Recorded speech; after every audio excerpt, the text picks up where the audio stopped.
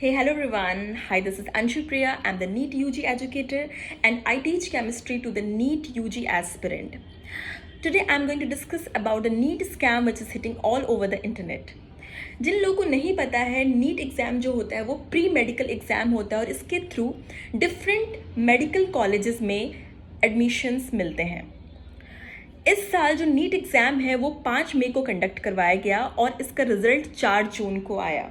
जैसे ही इसका रिज़ल्ट आया, बच्चों के बीच में एक बहुत बड़ा जो नीट एस्पिरेंट्स हैं उनके बीच में एक बहुत बड़ा हंगामा और जो है निराशा देखने को मिला। तो ऐसा क्या हुआ रिज़ल्ट आने के बाद जो इस रीज़न से बच्चे इतने निराश पाए गए, बहुत सारे बच्चे इतने निराश पाए गए। तो सबसे बड़ा जो रीज़न है, जो सबसे बड़ा एलिगेशंस जो बच्चे लगा रहे हैं एनटीए पे, that is national testing agency, मैं आपको बता दूं यही वो एजेंसी है जो कि नीट एग्ज़ाम कंडक्ट करवाती है। इनफैक्ट ये IIT JEE as well as NDA के एग्ज़ाम भी कंडक्ट करवाती है।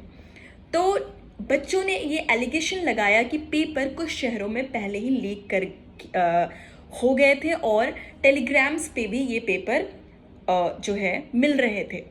अब क्या सही है किसी को नहीं पता, लेकिन ये सारी चीज़ें अभी तक प्रूफ नहीं हुई है, ये सब एलिगेशंस हैं।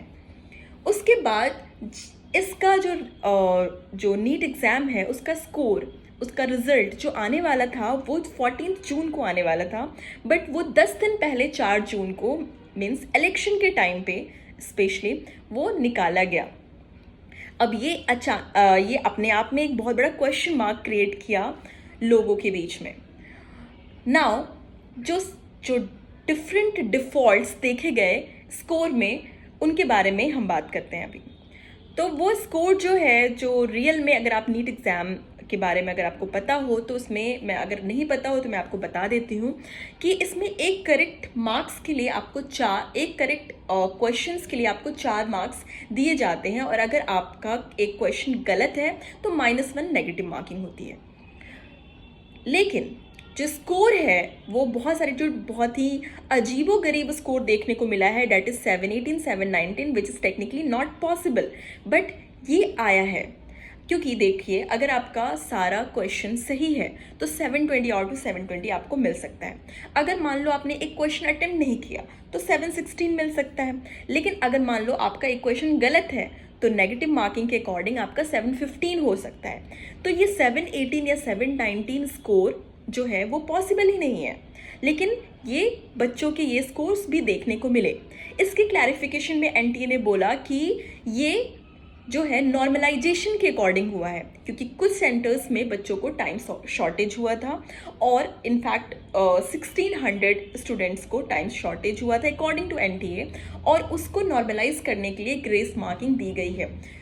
अब जहाँ तक ये एलिगेशंस आ रहे हैं कि कुछ बच्चों को ये ग्रेस मार्किंग के थ्रू ही 720 आउट ऑफ 720 भी आ रहे हैं। अब एक नया मुद्दा सामने आया है, जो नई चीज़ें जो सामने आई है, डैट इज़ इस साल नीट एग्ज़ाम में 67 बच्चों को परफेक्ट स्कोर मिला है, डैट इज़ 720 आउट ऑफ 720।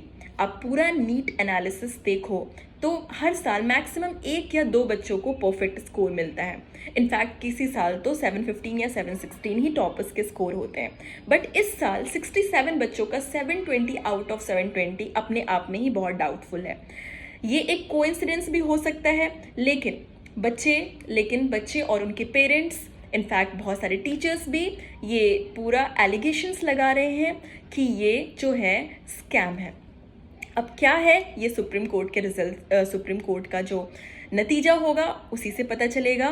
और ये मामला जो है, मैं आपको बता दूं, ये सारे मामले जो हैं वो सुप्रीम कोर्ट में उसकी पिटीशन फाइल हो चुकी है, और इनफैक्ट आज इसकी सुनवाई भी हुई थी, जिसमें सुप्रीम कोर्ट ने तत्कालीन जो है काउंसलिंग पे कोई रोक लगाने की बात नहीं कही है, बट ऑनरेबल जज ने ये बोला है कि एनटीए को क्लैरिफिकेशन देना पड़ेगा, आंसर देना पड़ेगा 8 जुलाई तक।